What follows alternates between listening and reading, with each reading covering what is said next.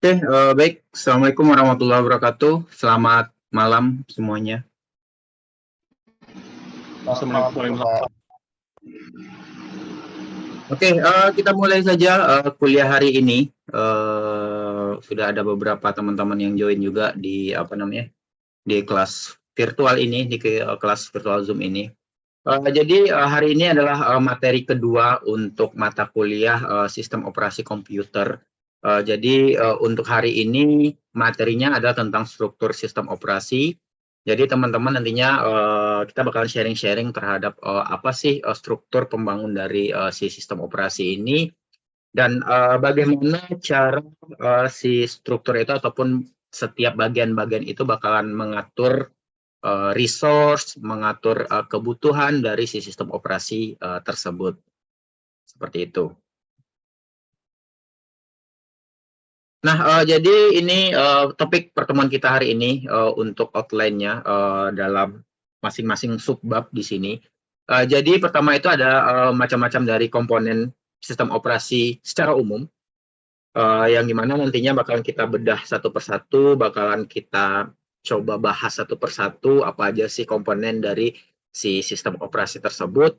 Lalu ada beberapa layanan dari sistem operasi yang nantinya bisa untuk melakukan manajemen terhadap masing-masing task yang ada pada si sistem operasinya ataupun file yang ada di sistem operasinya. Lalu ada sistem calls yang ada di sistem operasi.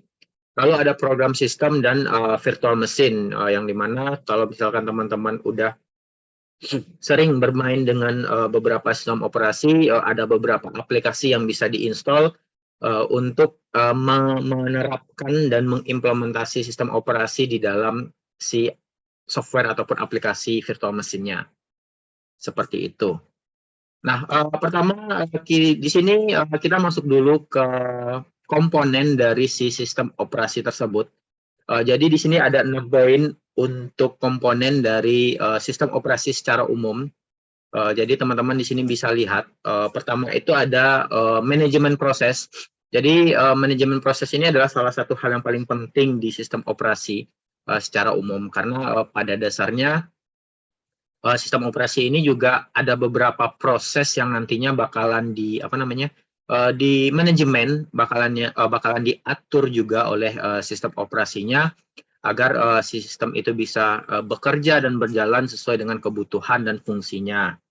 Seperti itu. Nah, lalu ada manajemen main memory karena kita tahu bahwa setiap komputer, setiap perangkat komputer seperti laptop, PC, bahkan smartphone pasti memiliki memori karena dengan adanya memori itu tentunya si sistem ataupun file-file yang ada di sistem itu bisa disimpan di dalam memori tersebut.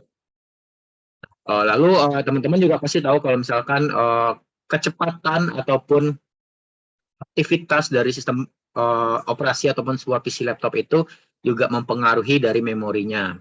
Nah, semakin banyak memorinya, otomatis proses yang bisa berjalan juga semakin banyak dan juga tidak membuat PC ataupun laptopnya kalau misalkan kita bahasakan nge-lag, tidak nge-lag seperti itu.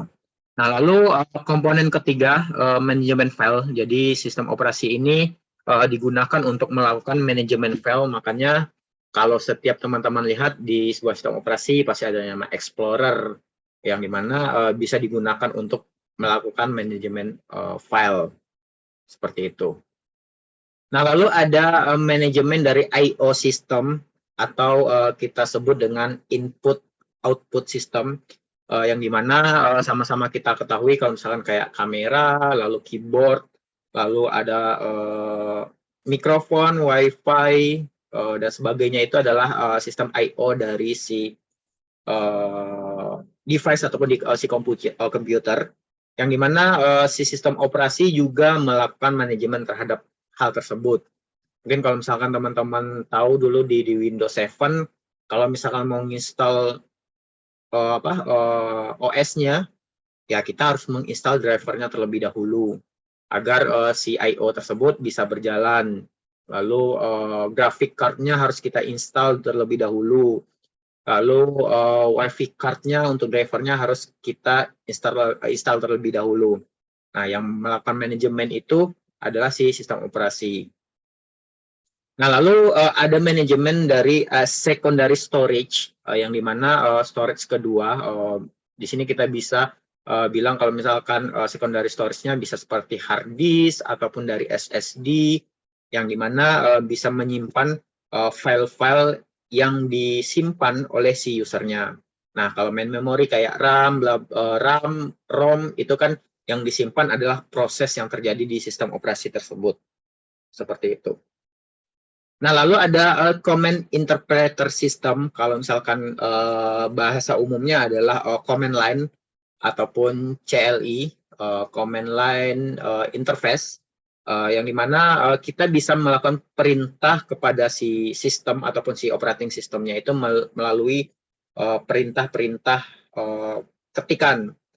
Kalau misalkan teman-teman pernah main Linux ataupun pakai Linux, pasti perintah basicnya adalah sudo apt get install ataupun apt get update untuk melakukan updatean ataupun mengambil updatean dari sistem operasi yang sudah dirilis secara baru. Seperti itu. Nah, jadi ini ada 6 poin dari sistem operasi, komponen sistem operasi secara umum. Dan semua komponen ini saling terkait dan saling terhubung agar si sistem operasi ini bisa berjalan dan berfungsi sesuai dengan kebutuhannya. Seperti itu. Nah, lalu pertama kita jabarkan terlebih dahulu tentang komponen sistem secara umum. Tadi kan masih secara per poin di sini. Kalau misal kita lihat, ini kan masih dalam bentuk poin, poin, poin, poin, poin, poin. Nah, sekarang kita bakal menjabarkan setiap komponen dari sistem operasi ini. Nah, pertama itu ada manajemen proses. Di sini ada definisi masing-masing dari kata. Di sini ada definisi dari proses, dan di sini ada definisi dari manajemen proses di sini. Nah, di sini proses adalah sebuah program yang sedang dijalankan ataupun dieksekusi. Kalau misalkan konteksnya untuk sistem operasi ya, untuk sistem operasi. Jadi kalau misalkan dari secara general ya pasti bakalan banyak sekali definisi dari proses ini. Nah, tapi kalau misalkan kita berbicara di sistem komputer, nah proses ini adalah sebuah program yang sedang dijalankan ataupun eksekusi. Nah, contohnya kalau misalkan seperti teman-teman ngoding saja, pasti bakal ada proses yang bakalan dijabarkan di dalam codingannya. Pertama, pasti kalau misalkan hal yang paling penting kalau misalkan menggunakan library, pasti deklarasi library terlebih dahulu. Lalu bakalan kalau ada variabel bakalan deklarasi si variabel dulu. Kalau misalkan punya function, berarti deklarasi si functionnya. Nanti ada main method ataupun main functionnya, nanti bisa diisi logic ataupun algoritma yang ingin diimplementasikan. Seperti itu. Ataupun program ini bisa konteksnya seperti aplikasi, misalkan. Kalau misalkan teman-teman sedang menjalankan aplikasi ataupun software. Nah, yang dimana software ini pasti bakal melakukan proses, melakukan running di sistem operasinya, dan nantinya bisa digunakan dan siap digunakan untuk si usernya. Nah, lalu di sini ada definisi dari manajemen proses itu sendiri. Jadi, manajemen proses itu adalah mengatur program yang sedang berjalan atau dijalankan. Nah, jadi di sebuah sistem operasi ini ada yang namanya scheduling. Nah, jadi scheduling itu salah satunya untuk melakukan manajemen terhadap proses di background, bisa secara background maupun secara foreground. Nah, jadi sistem operasi itu bakalan mengecek mana sih prioritas dari aplikasinya. Kalau misalkan aplikasi ini emang tidak digunakan ataupun tidak dibutuhkan,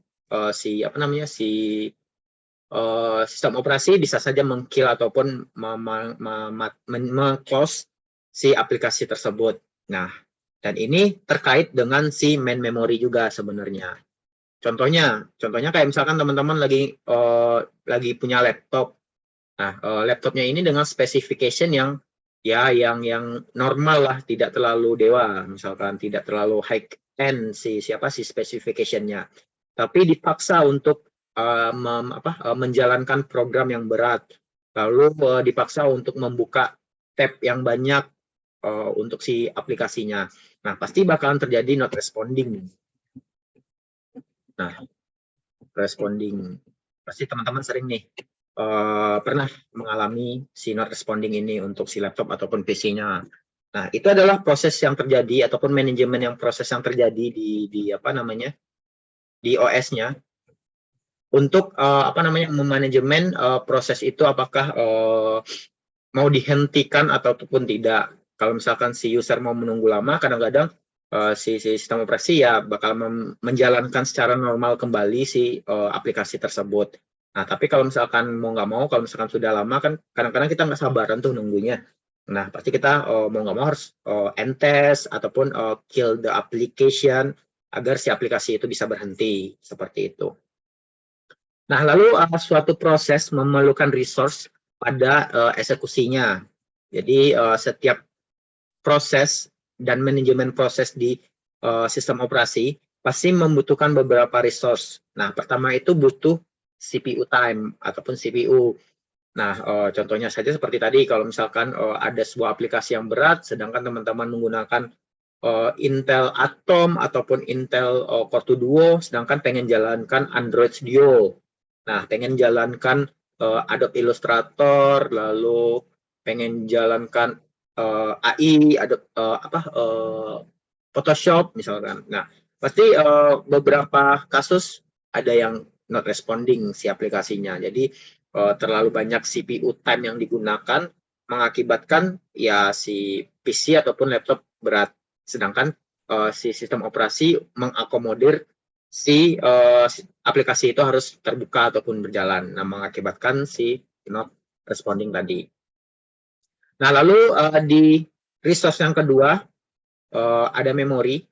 Nah, memori ini salah satu media juga yang bisa kita gunakan ataupun yang bisa teman-teman gunakan untuk resource dari si proses tersebut di sistem operasinya. Nah, karena memori ini sangat penting, jadi ini main-nya. Nah, pasti butuh resource yang lumayan banyak juga seperti itu. Oke, semuanya di tempat saya lagi azan, jadi kita break dulu ya, nunggu azan selesai seperti itu. Sorry. Oke, siap, Pak.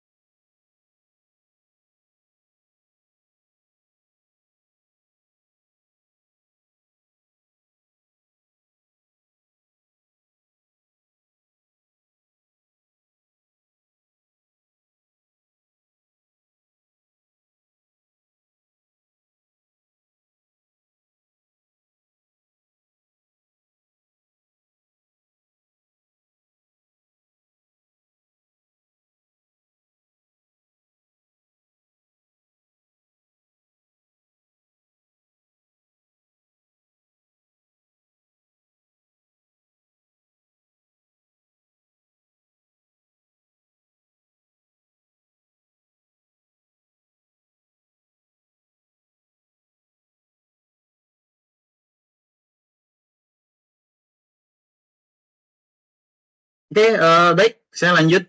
Nah, tadi ada memori. Memori ini yang nantinya bakal menyimpan setiap proses ataupun perintah dari proses yang nantinya bakalan dimanajemen oleh si sistem operasi tersebut. Jadi nantinya yang bertindak untuk manajemen ya pasti si sistem operasi. Nah, lalu ada files di sini. Jadi files ini juga yang nantinya resource yang akan dimanajemen juga oleh si sistem operasi. Contohnya kayak teman-teman nge-play video misalkan. Videonya apa namanya? Kualitasnya 4K. Nah, sistem operasi juga yang bakal mengatur resource dari si I/O-nya seperti itu. Seperti nanti si sistem operasi bakal mengoptimalkan gambar yang dikeluarkan berdasarkan I/O, misalkan si apa namanya si grafik card-nya grafik nah si grafik card-nya misalkan udah support untuk 4K. Nah, nanti si sistem operasi yang nantinya bakal memanajemen si I/O dan memerintahkan si I/O, ya udah silakan optimalkan nih si apa namanya si gambarnya misalkan. Nah, karena si filesnya, contohnya di sini video, udah support 4K seperti itu. Nah, jadi untuk melakukan manajemen proses sistem operasi ini bakal membutuhkan beberapa resource ini seperti itu. Nah, tapi makanya tanpa resource ini si sistem operasi tidak bakalan bisa melakukan tugasnya untuk melakukan manajemen dari prosesnya. Terutama kalau misalkan CPU tidak ada, ya teman-teman bayangkan aja kalau misalkan sebuah PC ataupun laptop nggak ada CPU-nya, ya pasti nggak bakalan berjalan juga si apa namanya si device-nya. Lalu tidak ada memorinya, nah pasti si PC ataupun laptop juga tidak bakalan berjalan. Nah, teman-teman coba saja, misalkan kasusnya punya laptop, terus coba RAM-nya dibuka ataupun apa namanya dilepas ataupun dicopot. Nah, lalu coba nyalakan, ya pasti si sistem ataupun si softwarenya tidak mau masuk ke dalam sistem operasinya. Dan ataupun ada beberapa apa namanya PC atau laptop ya hanya masuk ke dalam BIOS-nya saja ataupun BIOS-nya saja, tidak bisa masuk ke dalam desktop-nya. Seperti itu. Nah, jadi ini adalah beberapa poin untuk resource dari si sistem operasinya. Seperti itu. Untuk melakukan manajemen dari si prosesnya. Nah, lalu di sini ada manajemen untuk main memory. Tadi kan kita ada beberapa poin. Ada manajemen proses dan ada manajemen main memory. Nah, jadi manajemen memori ini, memori sebagai tempat penyimpanan instruksi ataupun data. Kalau misalkan instruksinya bisa disimpan di dalam RAM ataupun ROM. Nah, si data ini bisa disimpan di dalam hard disk ataupun SSD. Nah, dari program. Jadi misalkan teman-teman bisa saja nantinya ngoding ataupun buka file-file dan sebagainya.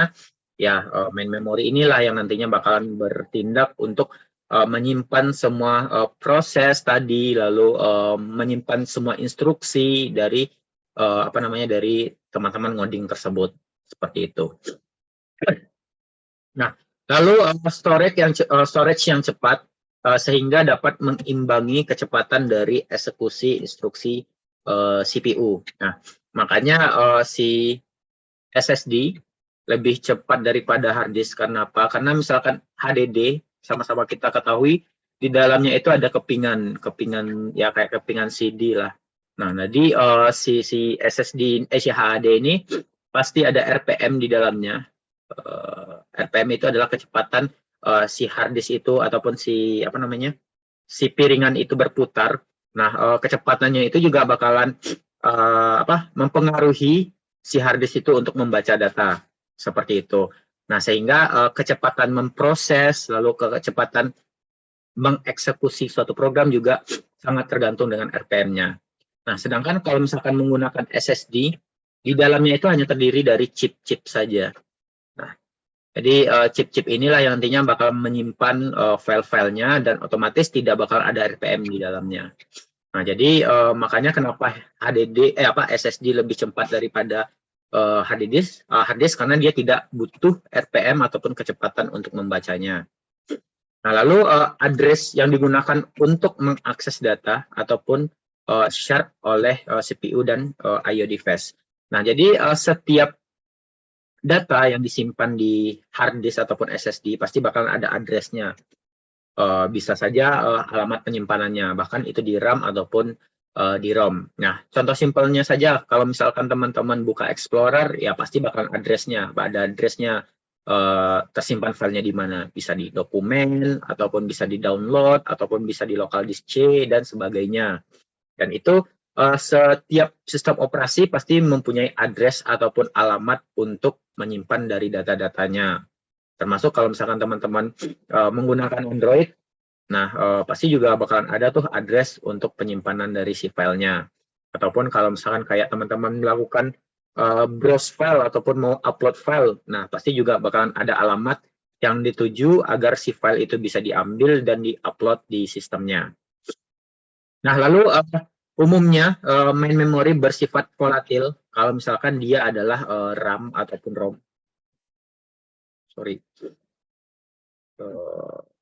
ROM misalkan. Nah, bersifat volatil yang dimana pada saat si si sistem ataupun si device itu melakukan restart ataupun mati, si data tersebut bakalan hilang jika dimatikan. Contohnya kalau misalkan teman-teman menjalankan program terus programnya udah running, udah berjalan. Nah, tiba-tiba si PC ataupun laptop itu nge-restart ataupun mati, ya pasti pada saat si PC ataupun laptop itu menyala, teman-teman harus menjalankan lagi ataupun harus merunning lagi programnya. Nah, di situ si eksekusi disimpan di sebuah ROM ataupun RAM, dan nantinya kalau misalkan ada sistemnya ataupun device-nya merestart, ya kita mau tidak mau harus menjalankan terlebih dahulu. Nah, makanya untuk mengantisipasi itu, kalau misalkan kita berbicara di server ya, konteksnya server, di server ada beberapa aplikasi ataupun perintah untuk melakukan scheduling ataupun beberapa aplikasi yang memungkinkan kita untuk pada saat si sistem ataupun si operating system itu menyala kembali, device itu menyala kembali, ada beberapa aplikasi ataupun program yang harus dijalankan secara otomatis. Nah, salah satu contoh aplikasinya itu adalah Jenkins misalkan. Ini adalah salah satu aplikasi untuk DevOps. Nah, seperti itu. Nah, yang nantinya bakal menjalankan ataupun bakal mengeksekusi secara otomatis apabila suatu program di server itu berhenti ketika mati. Nah, lalu ada manajemen secondary storage di sini, kurang E-nya. Nah, secondary storage ini adalah penyimpanan yang permanen. Contohnya itu adalah hard disk di sini, HDD ataupun SSD. Nah, teman-teman bisa lihat aja kalau misalkan nyimpan file, contohnya nyimpan dokumen di di hard disk ataupun di SSD, bahkan di FDD, flash disk. Nah, kalau misalkan komputernya mati ataupun PC-nya mati, ya pasti datanya bakal tetap ada di situ. Tidak kemana-mana, tidak bakal hilang. Nah, kecuali kalau misalkan si HDD, si SSD, dan FDD-nya ini kena virus, bisa saja datanya hilang. Ataupun terformat, ataupun terdelete. Nah, itu bisa saja datanya hilang. Tidak disebabkan oleh si storage-nya itu bersifat volatil. Nah, lalu kapasitas harus besar. Jadi hard disk itu makanya kenapa hard disk itu lebih kapasitasnya lebih besar daripada RAM, ya karena dia bakal menyimpan data ataupun file secara permanen seperti itu. Dan untuk menyimpan semua program dan data. Nah, kalau misalkan teman-teman ngoding, lalu file codingannya ya pasti bakalan disimpan di hard disk, SSD, ataupun bahkan FDD. Nah, tapi kalau misalkan mengeksekusi program, nantinya bakalan disimpan di ROM ataupun di RAM. Seperti itu. Jadi bentar. File code bakalan disimpan di SSD bisa, HDD bisa, atau FDD misalkan. Nah, sedangkan apa namanya perintah eksekusi ataupun perintah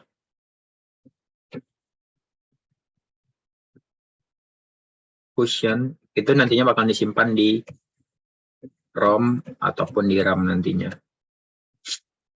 Nah, lalu secondary storage dapat dijadikan backup storage main memory supaya dapat menjalankan banyak program.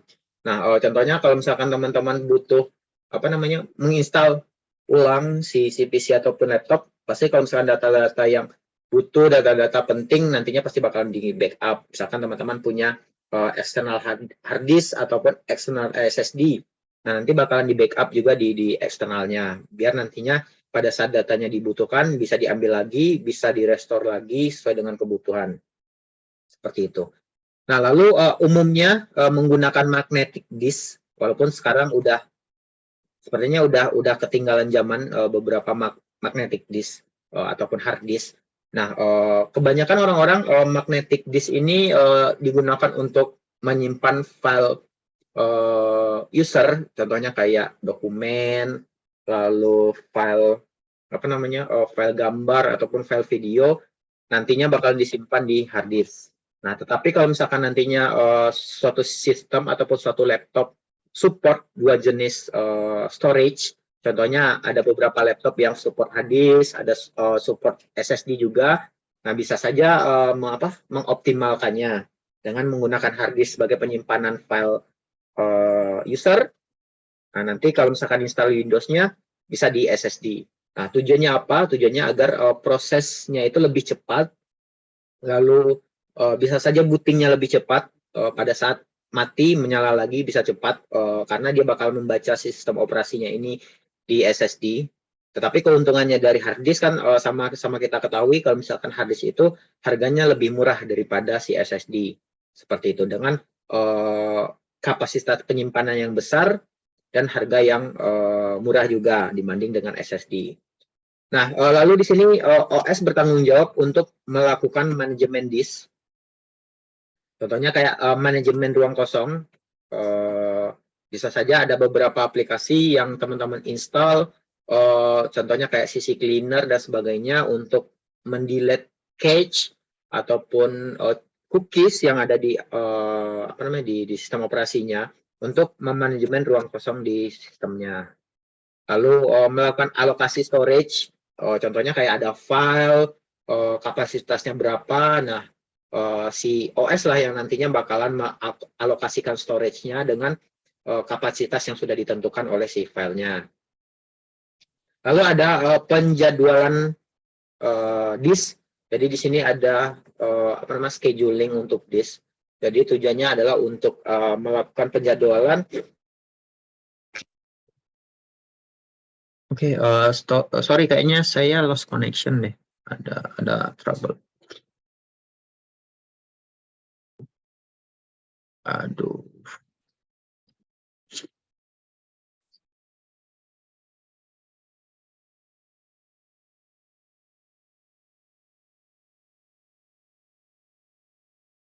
Oke.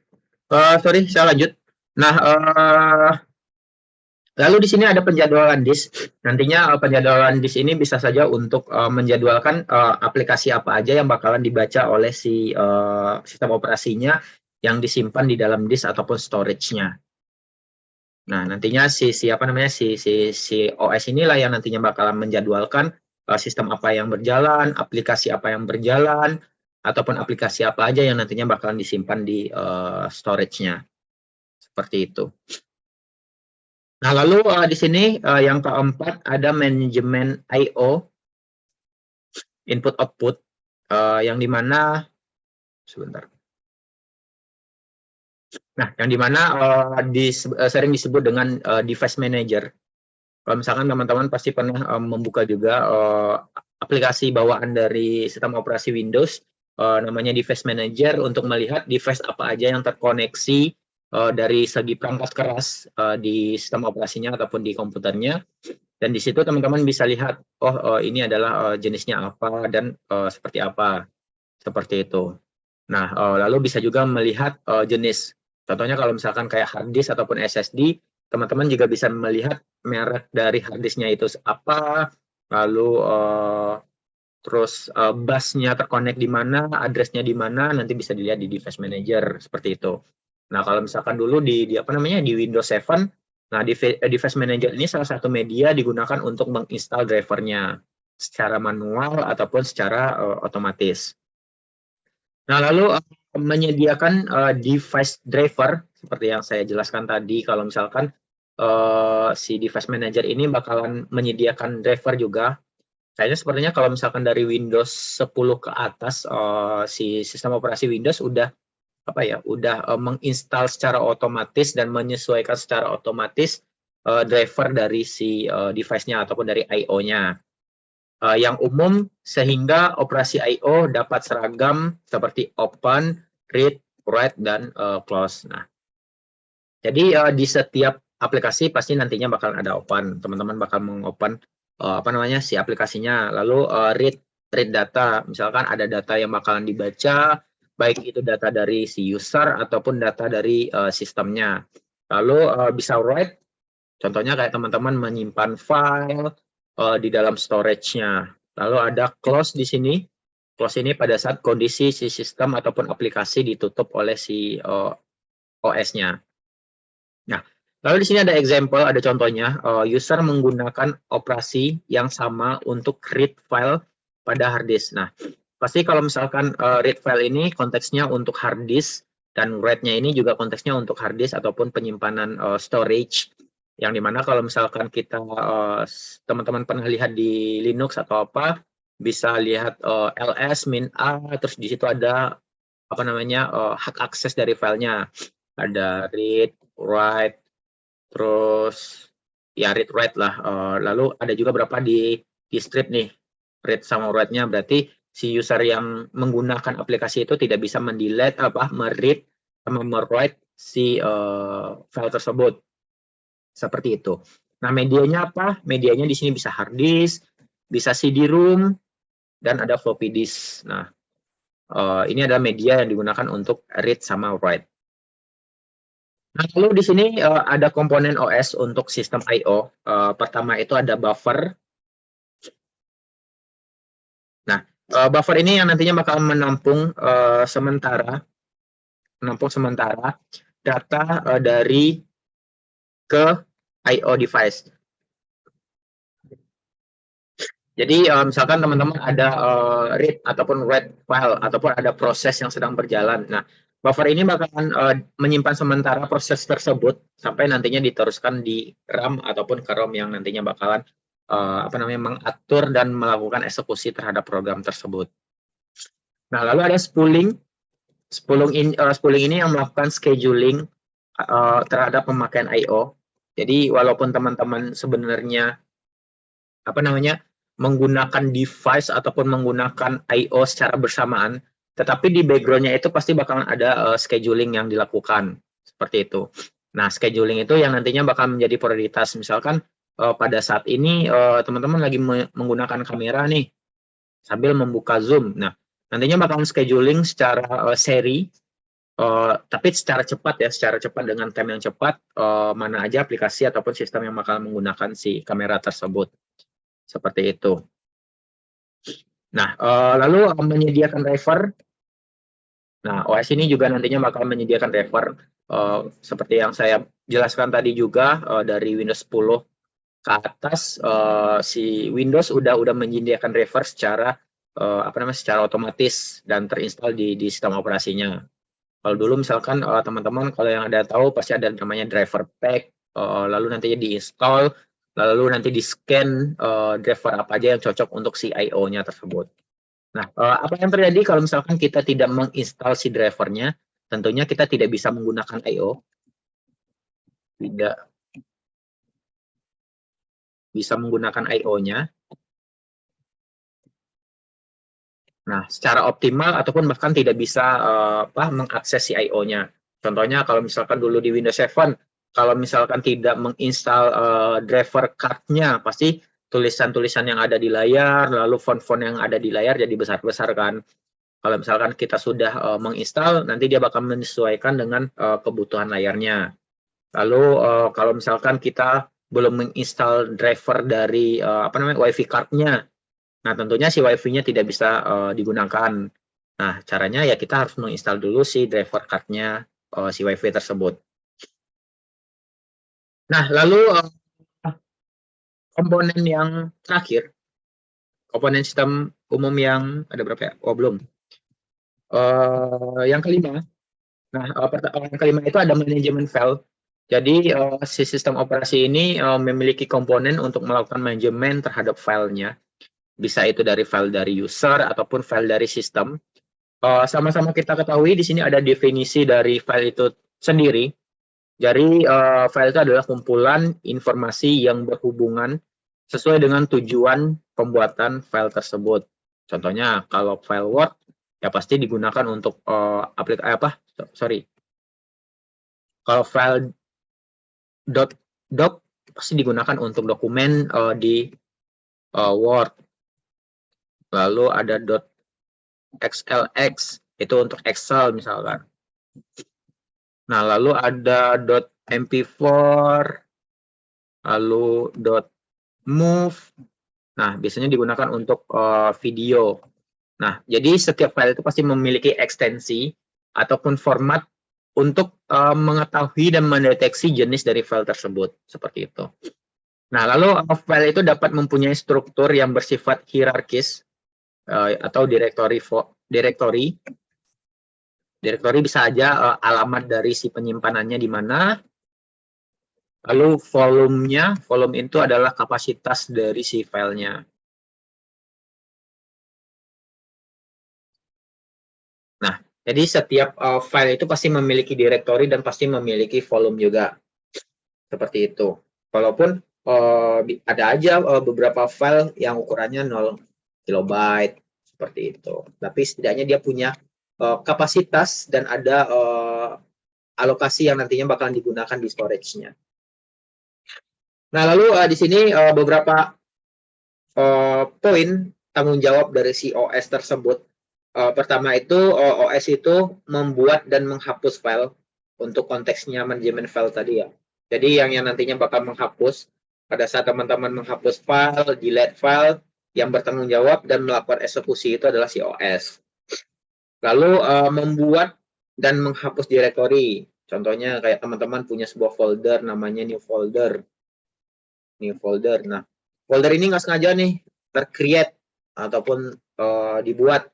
Nah, pengen ngapus. Nah, kembali lagi yang bertindak si sistem operasi tersebut. Sorry, di sini. Nah, lalu ada beberapa dukungan primitif untuk melakukan manipulasi file dan directory. Contohnya kayak ada copy, cut, lalu ada paste. Nah, jadi pada saat teman-teman melakukan copy paste ataupun cut paste, itu yang bertanggung jawab adalah si OS tersebut. Nah, lalu pemetaan file ke dalam secondary storage. Pengen melakukan backup terhadap si file tersebut ke media lain ataupun storage lain. Nah, si OS ini nantinya bakalan bertanggung jawab. Nah, makanya kalau misalkan teman-teman pernah baca pada saat mendelete ataupun menghapus file itu, sebenarnya file kita itu tidak hilang, hanya diubah saja ke dalam bentuk lain sehingga si storage itu pun tidak bisa membaca filenya dan dianggap nol ataupun kosong di dalam storage tersebut. Nah, makanya kalau misalkan teman-teman googling, bisa aja googling nanti ada beberapa aplikasi yang digunakan untuk melakukan restore terhadap file-file yang sudah di-delete misalkan ataupun diformat di dalam hard disk ataupun di dalam flash disk seperti itu. Walaupun kadang-kadang tricky juga, ada beberapa file yang bisa balik lagi dan ada beberapa file yang tidak bisa balik lagi. Seperti itu. Sebenarnya sih untung-untungan sih kalau misalkan lagi beruntung ya alhamdulillah datanya bisa balik. Seperti itu. Nah, lalu backup file ke media storage yang stabil ataupun non-volatil. Seperti tadi, non-volatil itu seperti hard disk di sini, lalu SSD, FDD. Nah, ini adalah salah satu storage ataupun memori yang bersifat non-volatil seperti itu. Jadi yang nantinya bertindak melakukan backup ke media lain sesuai dengan perintah si user, nanti OS juga yang bertanggung jawab. Seperti itu. Nah, lalu ada yang terakhir komponen yang terakhir ada command interpreter system. Jadi ini adalah perintah-perintah yang teman-teman lakukan pada saat contohnya kayak buka CMD, lalu buka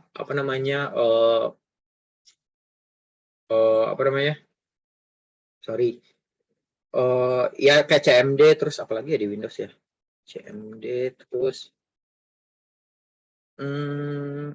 ya PowerShell seperti itu. Nah, sistem operasi juga yang bakalan bertindak untuk mengeksekusi si perintah tersebut. Nah, jadi si OS itu bakal menunggu instruksi dari user untuk melakukan tindakan ataupun melakukan perintah. Contohnya kayak ada berapa perintah kayak CD, misalkan mau masuk ke /dokumen, terus ada file namanya misalkan doc. Nah, bisa saja ini diketikkan oleh si user dan nantinya bakal dijalankan di sistem operasinya. Lalu program yang membaca instruksi dan mengartikan keinginan si user lebih dari sejenis. Nah, makanya kalau misalkan kita buka server, beberapa server itu tampilannya hanya CLI saja, tidak ada GUI-nya, jadi tidak ada grafiknya, hanya kata-kata, hanya karakter-karakter saja yang diketikkan oleh si usernya. Nah, nantinya digunakan untuk melakukan perintah terhadap si storage bisa, lalu si resource yang ada di server tersebut. Nah, lalu sangat bervariasi dari satu OS ke OS yang lain, disesuaikan dengan tujuan teknologi I/O device yang ada. Contohnya tadi CLI di Windows, lalu ada pen-based touch dan sebagainya. Nah, ini yang digunakan nantinya sebagai media untuk melakukan komen, kan namanya komen kan perintah, komen di sistem operasi. Nah, seperti itu. Jadi itu ada 6 komponen yang nantinya bakalan menunjang pada saat si sistem operasi itu berjalan sesuai dengan fungsi ataupun kinerjanya. Seperti itu. Oke, sampai di sini ada yang ditanyakan dulu, silakan, ataupun ada yang kurang paham ataupun kurang jelas, mungkin.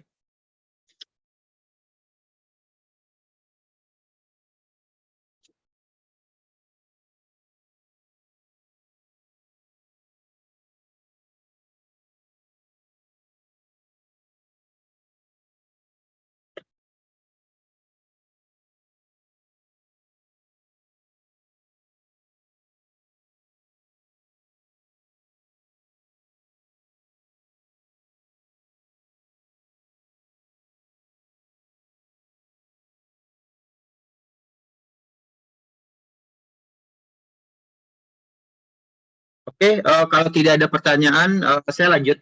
Nah, selanjutnya kita masuk ke poin selanjutnya. Di sini ada layanan dari sistem operasi. Nah, ada layanan dari sistem operasi. Nah, di sini ada beberapa layanan yang disediakan ataupun di-provide oleh si sistem operasi tersebut. Pertama sekali, si sistem operasi itu bakal melakukan eksekusi program dan menyediakan layanan untuk melakukan eksekusi program. Nah, program di sini konteksnya bisa saja codingan, bisa saja aplikasi ataupun software. Nah, jadi sistem operasi inilah yang nantinya bakal menyediakan layanan, menyediakan fasilitas untuk mengeksekusi program tersebut. Nah, lalu kemampuan sistem untuk load program ke memori dan menjalankan program tersebut. Nah, nanti program tersebut bisa saja nantinya dibuka ataupun di-load menggunakan text editor tertentu. Text editor contohnya kayak ada VS Code, lalu ada Notepad++, lalu ada Sublime Text. Nah, kalau misalkan, dan juga ada IDE seperti NetBeans misalkan, lalu ada Eclipse misalkan. Nah, nanti bakalan dicek dulu ke memorinya, ada nggak sih datanya ataupun filenya. Kalau misalkan mau dieksekusi, nanti sistem operasi bakal mengeksekusinya. Nah, lalu operasi I/O, jadi layanan dari sistem operasi itu, dia nantinya bakal mengoperasikan si I/O, menjalankan si I/O sesuai dengan kebutuhan si usernya, dan sesuai dengan fungsi dari si I/O-nya. Contohnya kayak kamera untuk capture video, capture gambar. Nah, nanti sistem operasi bakal memprovide dan memberikan layanan tersebut. Nah, lalu user tidak dapat secara langsung mengakses hardware hardware resource. Nah, OS harus menyediakan mekanisme untuk melakukan operasi dari I/O tersebut atas perintah ataupun nama user, seperti itu. Makanya ada beberapa aplikasi juga harus berjalan untuk menggunakan fasilitas dari kamera tersebut.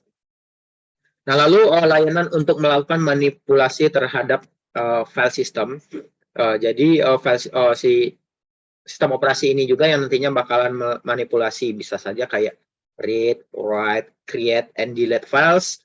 Sistem operasi juga yang bakal menyediakan layanannya. Makanya pada saat teman-teman klik kanan, contohnya bisa aja bikin file txt di dalamnya, file notepad di dalamnya, di dalam si explorer-nya, seperti itu.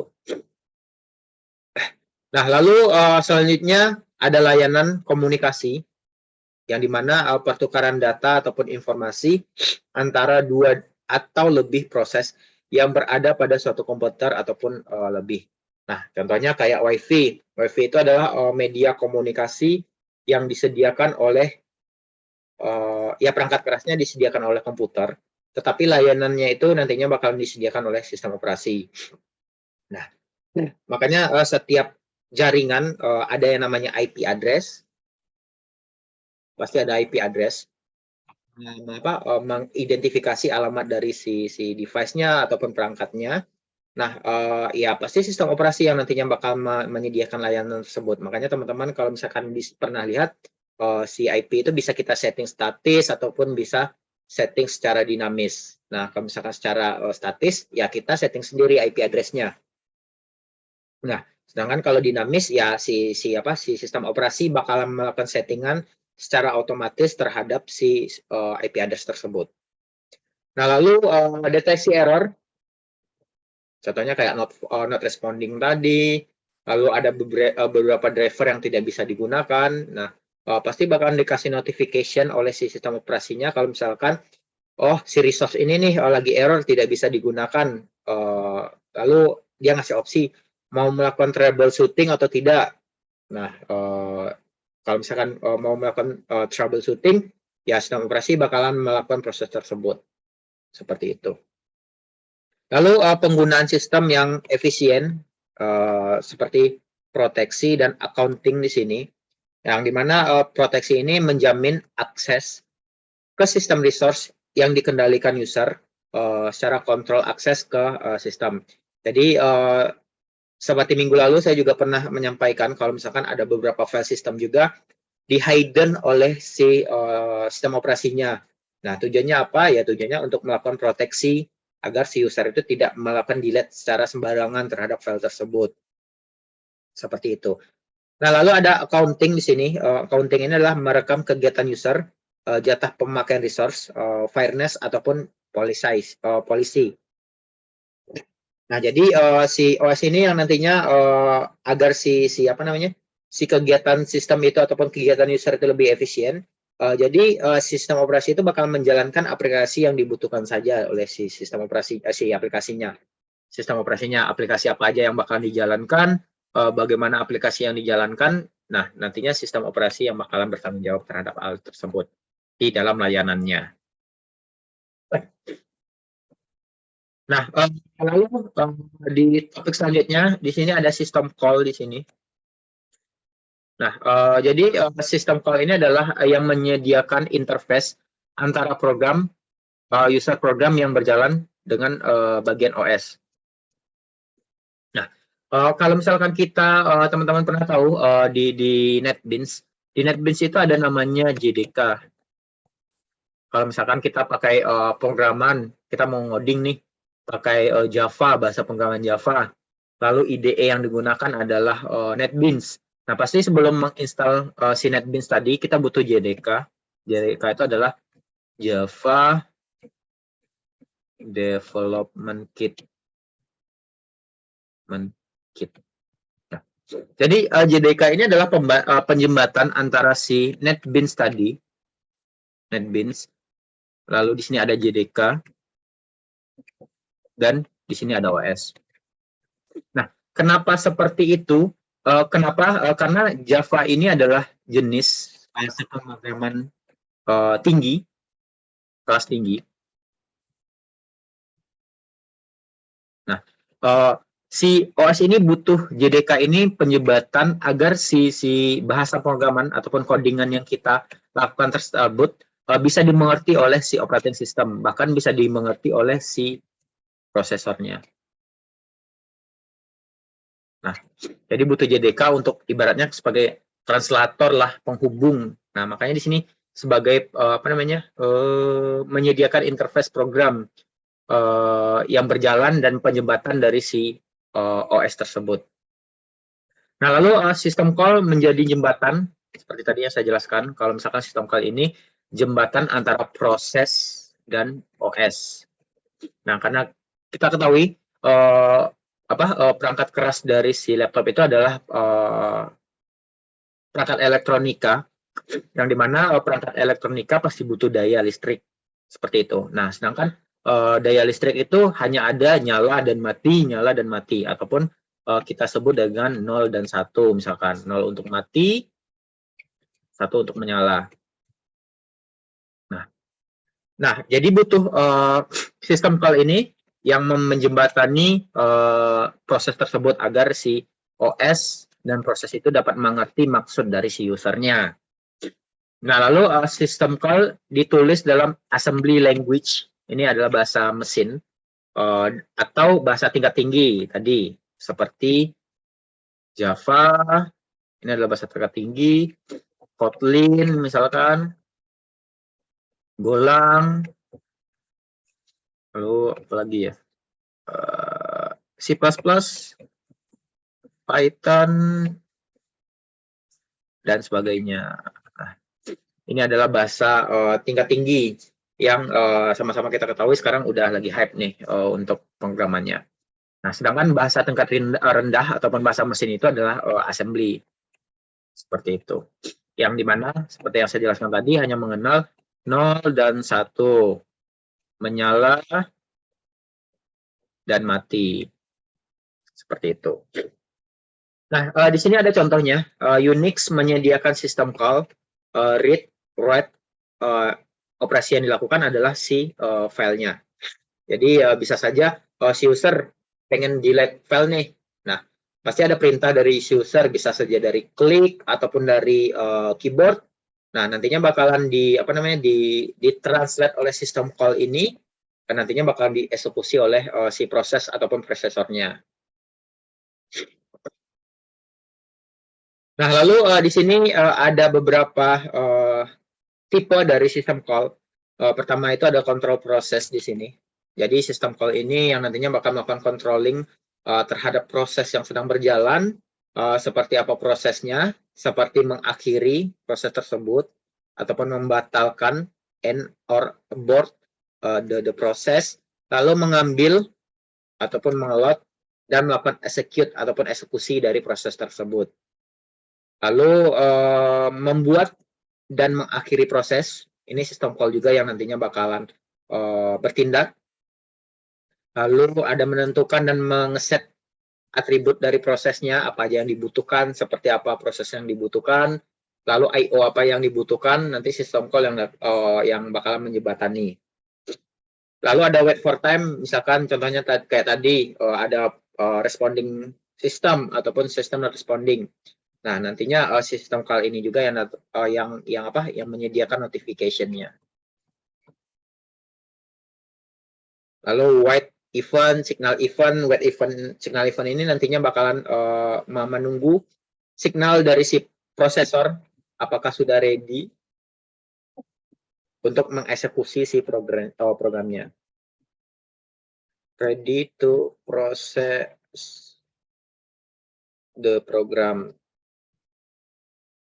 Nah, lalu mengalokasikan dan membebaskan si memori. Jadi dia bakalan menjembatani pada saat kita pengen mengosongkan memori ataupun membebaskan si memorinya. Nah, lalu manipulasi file, tadinya si sistem operasi yang mengatur dan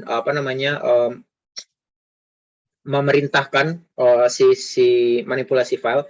Nah, sistem call ini yang nantinya bakal menjembatani dengan si hardware-nya. Seperti itu. Tiba-tiba kan nggak mungkin kan pada saat mendelete file, terus tidak ada koordinasi dengan hard disk-nya ataupun dengan storage-nya, tiba-tiba udah delete nih, udah ada notifikasi delete nih, tapi datanya tidak terhapus. Seperti itu. Nah, agar si hard disk itu mengerti, sistem call inilah yang nantinya bakal menjembatani tersebut. Nah, lalu sistem call juga bakal manajemen device. Seperti itu, dia bakal menjembatani device apa aja yang digunakan, lalu memanggil device-nya itu ke hardware-nya. Sistem call ini yang nantinya bakalan menjembatani. Jadi intinya sistem call ini bakal menjembatani OS kita. Di sini saya dengan si hardware. Nah, OS ini nantinya bisa aja software terinstall di atasnya. Nah, seperti itu. Lalu komunikasi tadi untuk Wi-Fi, LAN card, Ethernet card dan sebagainya, sistem call juga yang bakalan mengeksekusi. Contohnya Ethernet.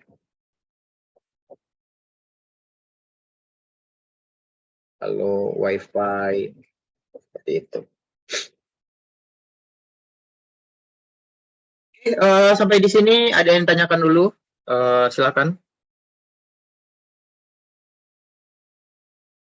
Sebelum masuk ke topik berikutnya.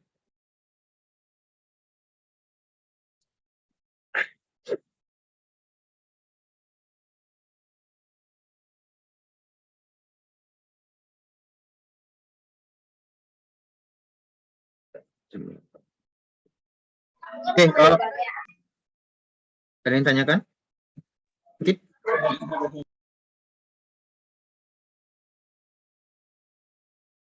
Tidak ada? Oke, kalau tidak ada saya lanjut. Nah, selanjutnya di sini ada program sistem. Jadi sistem operasi ini nantinya bakalan menyimpan program-program sistem, file-file sistem untuk untuk menjalankan si OS. Teman-teman tahu kalau misalkan OS itu sebenarnya adalah perangkat lunak, dan setiap perangkat lunak itu pasti ada file sistemnya. Seperti itu. Tujuannya apa? Ya file sistem itu tujuannya untuk menjalankan fungsi dari si perangkat lunak tersebut. Nah, lalu di sini program sistem menyediakan kemudahan pembangunan program dan eksekusi. Jadi si program sistem itu nantinya pasti bakal digunakan untuk melakukan manipulasi si filenya. Lalu bisa untuk informasi status, contohnya kayak task manager. Ini contohnya saya kasih task manager misalkan. Manager. Lalu manipulasi file ini ada file explorer di aplikasinya. File explorer.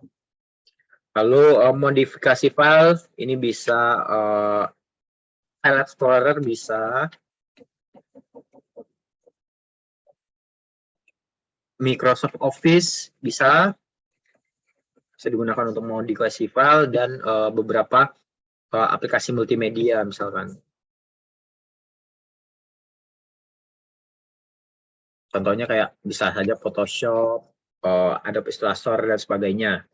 Nah, lalu dukungan bahasa pemrograman. Jadi bahasa pemrograman itu termasuk program sistem yang dimana tujuannya pasti untuk melakukan melakukan fungsi sesuai dengan kebutuhan user. Contohnya kayak ada aplikasi untuk memanajemen data sebuah kantor. Ya, di background-nya pasti ada bahasa pemrograman yang digunakan untuk membuat si aplikasinya. Nah, pasti di sebuah aplikasi pasti ada kolom isian nama misalkan, tempat tanggal lahir, alamat. Nah, di mana data ini nantinya bisa saja disimpan ke dalam database. Seperti itu. Nah, lalu loading dan eksekusi program. Jadi program sistem ini nantinya bakalan melakukan eksekusi dan melakukan loading terhadap program pada saat program itu dijalankan. Lalu program sistem untuk komunikasi, bisa saja di sini Wi-Fi. Lalu ada aplikasi program. Ada beberapa aplikasi program yang ada di sistem operasi. Seperti itu. Contohnya aplikasi program File Explorer sebenarnya bisa termasuk aplikasi program. Seperti itu. Nah, lalu di sini ada virtual machine, topik terakhir di sini, virtual machine. Jadi virtual machine ini adalah salah satu media kalau misalkan teman-teman pengen menginstal sistem operasi yang lain, tetapi di dalam sistem operasi. Jadi mekanismenya seperti ini, sistem operasi. Virtual machine-nya. Jadi virtual machine ini bisa saja dalam bentuk software. Di sini adalah misalkan teman-teman basicnya menggunakan Windows 10. Nah, tapi pengen menggunakan Linux di Windows 10-nya. Bisa saja nantinya menggunakan virtual machine di dalamnya. Misalkan Linux di sini.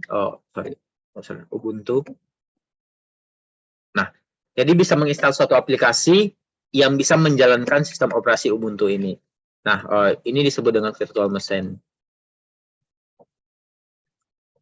Nah, ada metode lain yang bisa digunakan jika pengen menggunakan sistem operasi lain. Kita menyebutnya dengan dual boot.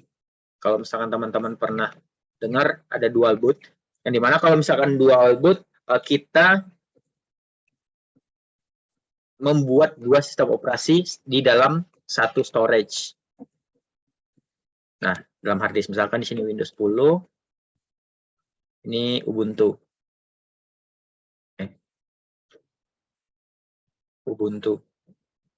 Nah, jadi si sistem operasi ini bakalan berjalan secara satu persatu, tergantung sistem operasi mana yang bakalan dijalankan di awal pada saat booting. Tapi kalau misalkan virtual machine, dia bakal berjalan secara paralel seperti itu. Nah, di sini definisi dari virtual machine yaitu kontrol program yang mengatur pemakaian resource hardware. Jadi kelemahan dari virtual machine ini ya pasti kalau misalkan teman-teman punya specification dari device-nya yang tidak mumpuni ataupun tidak high end, ya nanti bakalan menyebabkan si PC ataupun laptop itu nge-lag seperti itu. Kenapa? Karena seperti tadi dia bakal berjalan secara paralel, otomatis resource yang digunakan juga bakalan double juga. Nah, lalu kontrol program memberikan fasilitas ke proses user. Nah, jadi jatah CPU bakalan dibagi dua juga, dan memori juga bakalan dibagi dua kalau misalkan kita menggunakan virtual machine. Tapi kalau misalkan specification-nya cukup oke, high end, ya oke-oke saja sebenarnya menggunakan si virtual machine.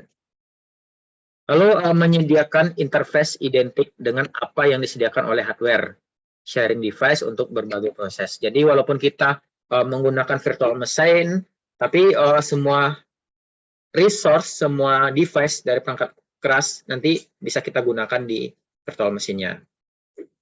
Nah, lalu virtual machine ini kontrol program yang minimal.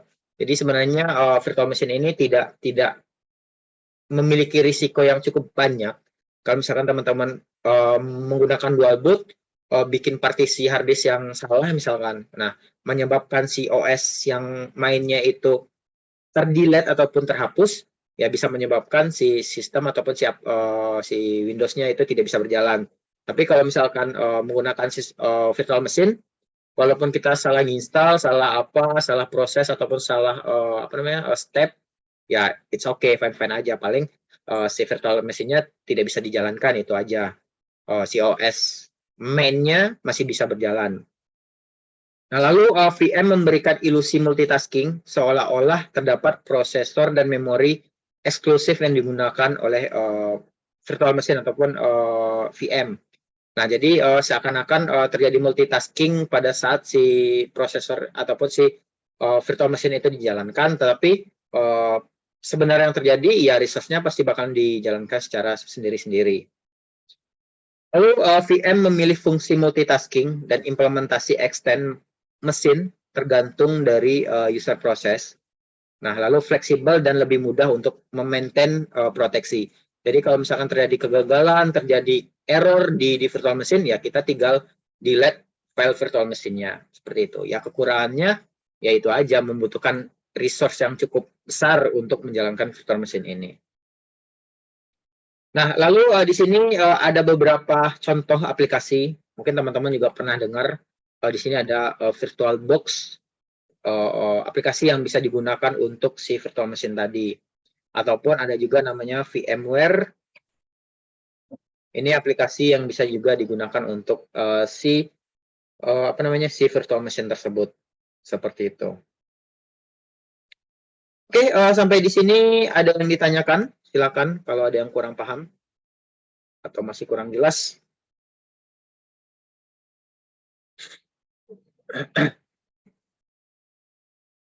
Materinya.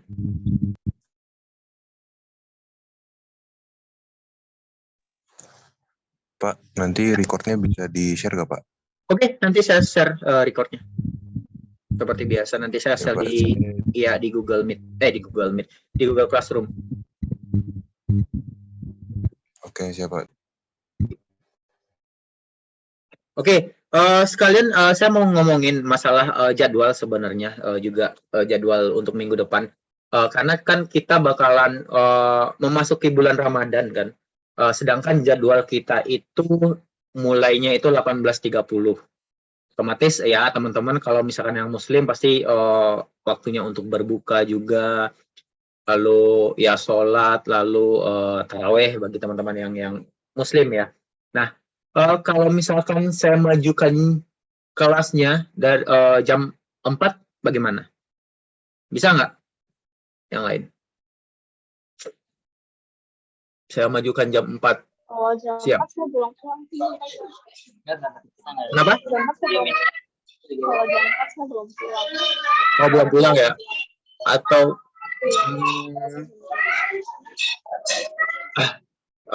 tapi sebenarnya sih karena kondisinya ini ya, kondisinya Ramadan sebenarnya agak susah juga. Paling saya nantinya bakalan selingin saja dengan video pembelajaran. Jadi nanti saya share aja video pembelajaran buat teman-teman. Mungkin nanti ya kita selingkan satu kali ataupun 2 kali tatap muka via Zoom. Ya dengan di waktu-waktu tertentu. Mungkin selebihnya nanti saya share aja video pembelajaran.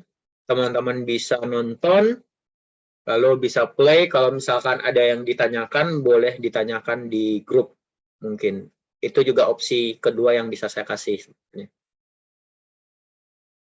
Seperti itu. Mungkin tatap mukanya via Zoom paling ya cukup setengah jam, mungkin tidak terlalu lama, mungkin setengah jam aja. Teman-teman bisa ya berinteraksi, misalkan ada yang mau ditanyakan ataupun ada yang kurang jelas, bisa via Zoom itu sebenarnya. Seperti itu. Atau ada pendapat lain mungkin? Silakan. Habis taraweh, Pak. Habis taraweh. Yakin habis taraweh?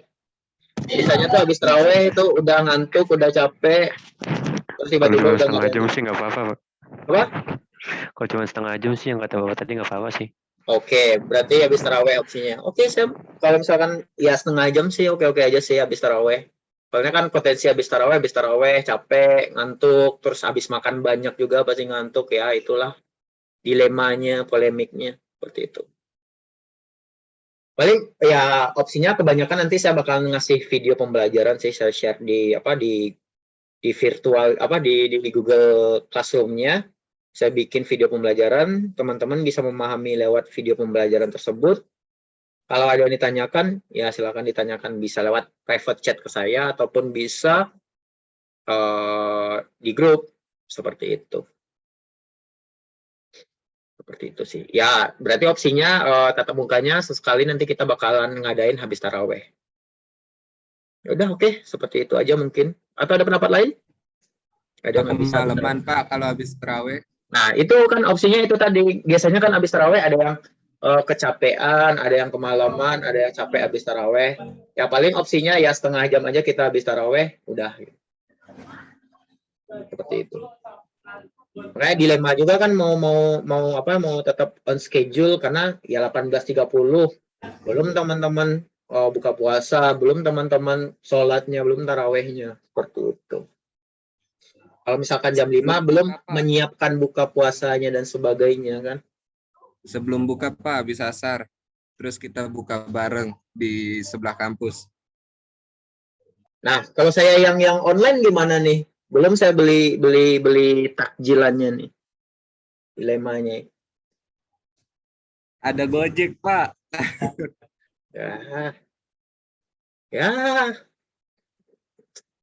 Soalnya kasusnya tadi ada beberapa teman juga kan yang jam 4 saya belum pulang, Pak. Tadi saya udah ada opsi jam 4. Jam 4 oke tuh. Ideal sepertinya karena ya udah setengah jam aja bagi teman-teman yang yang bekerja ya udah nyalain aja Zoom-nya, udah dengerin lewat Zoom aja gitu. Seperti itu. Bagaimana? Boleh Pak, kalau misalnya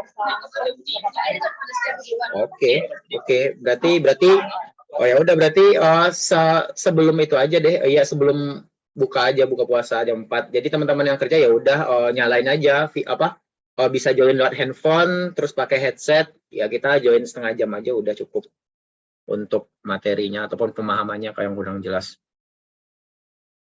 Seperti itu. Oke, paling itu saya coba sebelum buka puasa jam 4 ataupun jam setengah 5 mungkin. Nah, selebihnya paling untuk minggu depan saya bakalan share dulu video pembelajaran mungkin buat teman-teman. Jadi teman-teman bisa belajar lewat video pembelajaran. Saya share di Google Classroom-nya. Teman-teman bisa memahami dari situ seperti itu. Oke, sampai di sini ada yang ditanyakan dulu mungkin, silakan. Ataupun ada yang kurang jelas.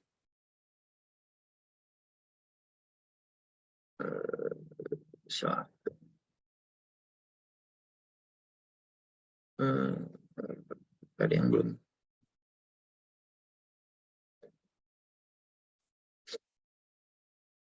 Oke, mungkin kalau tidak ada pertanyaan, saya cukupkan kelas sampai di sini hari ini. Kalau ada yang ditanyakan, silakan di chat aja lewat grup ataupun private message ke saya. Mungkin sekian dari saya. Terima kasih semuanya atas perhatiannya. Selamat malam, selamat beristirahat. Assalamualaikum warahmatullahi wabarakatuh.